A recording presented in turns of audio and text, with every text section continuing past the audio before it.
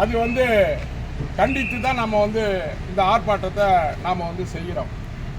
ஏன் நடந்தது இந்த 2 பேரோட இடமாற்ற உத்தரவு?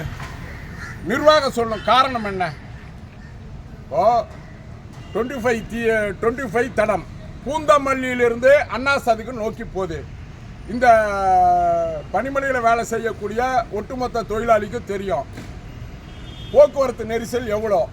மெட்ரோ பணி இதில் அந்த அண்ணா சாதிக்க பூந்தமல்லியிலிருந்து அண்ணா சாதிக்கு செல்வதற்கு 2 மணியிலிருந்து 3 மணி நேரம் ஆகும்.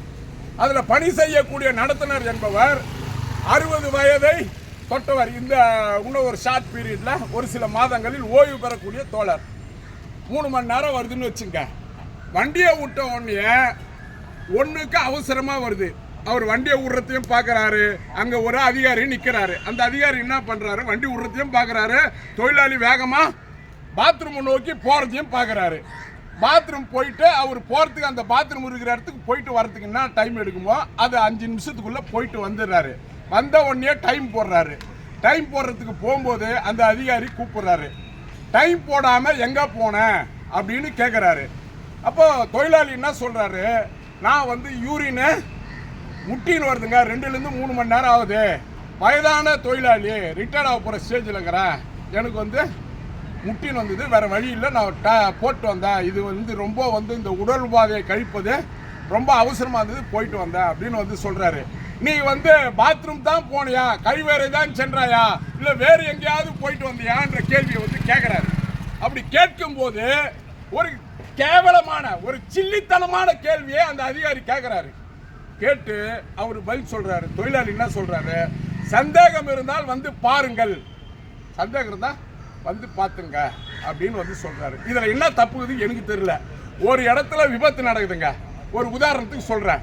ஒரு இடத்துல விபத்து நடக்குது, உடனே என்ன பண்ணுறாங்க, நம்ம போக்குவரத்து புலனாய்வு பிரிவும் விபத்து பிரிவில் இருக்கிற புலனாய்வு பிரிவும் காவல்துறையும் என்ன பண்ணுறாங்கன்னா அந்த இடத்துல விபத்தில் யார் பக்கம் நியாயம் யார் பக்கம் தப்பு என்பதை கண்டறிவதற்காக அங்கே இருக்கிற சிசிடிவி ஃபுட்டேஜில் ஆய்வு பண்ணுவாங்க. ஆய்வு பண்ணி யார் மேலே தப்பு யார் மேலே நியாயம் சரியான நடவடிக்கை எடுப்பதற்காக இப்படி நிர்வாகத்தில் பண்ணுவாங்க, போலீஸில் பண்ணுவாங்க. உனக்கு சந்தேகம் வந்துருச்சு, தொழிலாளியை நம்பலை, அப்போ நீ வந்து போக வேண்டியதானே, அங்கே எங்களா ஃபுட்டேஜுக்குது, இவர் பாத்ரூம் தான் போயிருக்கிறாரா, வேற எங்கன்னா ஊரை சுற்றினாரா, போய் அப்படியே ஆய்வு பண்ணு கண்டுபிடி. சந்தேகம் வந்துடுச்சுல்ல, கண்டுபிடி.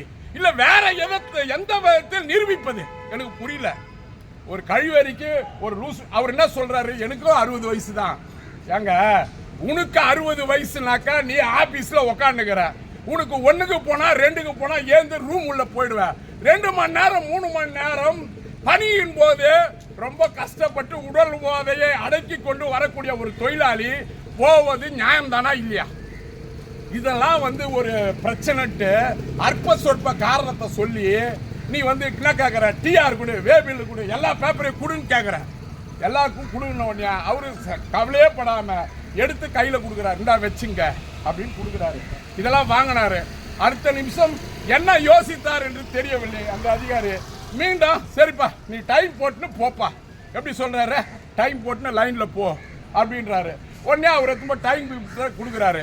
இந்த சம்பவத்தெல்லாம் பார்த்துட்டா அந்த டைம் கீப்பரு, எப்பா நீ லைன்ல போறாள் வேலை செய்யறாள் பப்ளிக் கிட்ட டென்ஷன் ஆயிடுவேன், என்ன இப்படி ஒரு பிரச்சனை ஆகுது, அதனால ஒரு 10 நிமிஷம் கூடுதலாகவே நான் ரிலாக்ஸேஷன் ஆகிட்டு போவதற்காக உங்களுக்கு 10 நிமிஷம் தள்ளி டைம் போட்டு தரேன் அப்படின்ட்டு இன்னும் 10 நிமிஷம் தள்ளி போடுறாரு.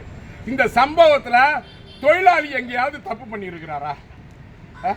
நீ அவர் யூரின் போயிட்டு வந்து சொன்னார், நியாயமான காரணம் ஏற்றுக்கொண்டு அதோட போப்பா, சரிப்பா இனிமேல் நீ வந்து வந்த உடனே டைம் போட்டு போங்க அப்படின்னு ஒரு அட்வைஸை பண்ணிட்டு போகலாம். இல்லை இதெல்லாம் தப்பு அப்படின்னாக்கா ஒரு ட்ரைனிங் அனுப்பிச்சிட்டு போகலாம். அதற்கு பதிலாக அவங்க இவர் டியூட்டி முடிச்சுட்டு இங்கே வராரு டெப்போக்கு, அங்கேருந்து தகவல் வருது, நாளைக்கு நீங்கள் ஒரு டிஎம் கமர்ஷியல் அதிகாரியை பார்க்க வேண்டும் அப்படின்னு சொல்லிட்டு வருது. உடனடியாக என்ன பண்ணுறாருனாக்கா அவரு எழுதி கொடுத்து அனுப்புகிறாங்க அந்த அதிகாரியை பார்ப்பதற்காக. இவர் வந்து போய் பார்க்குறாரு. என்னன்னு கேட்குறாங்க, நடந்த சம்பவத்தை முழுதாக அவர்கிட்ட சொல்லிட்டு வராரு.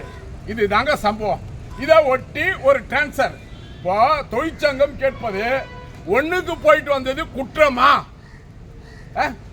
இப்போ எங்களுக்கு கூடங்க, நான் டிரைவருங்க, கடந்த கால அனுபவத்தில் நான் தொழிற்சங்க தலைவர்ன்ற முறையில் எனக்கே வேலைக்கு வரும்போது நல்லாகிறேன், வரும்போது எனக்கு லூஸ் மோஷன் வருது, பணியின் போது அவசரப்பட்டுக்கிறேன். என்னுடைய சர்வீஸில் ஒரு 3-4 டைமு பணியின் போது அவசரப்பட்டுக்கிறேன், முடியல. கண்டக்டர் நிலைமையை புரிஞ்சுக்கிறாரு, உள்ளகிற பயணி நிலைமையை புரிஞ்சுக்கிறாங்க.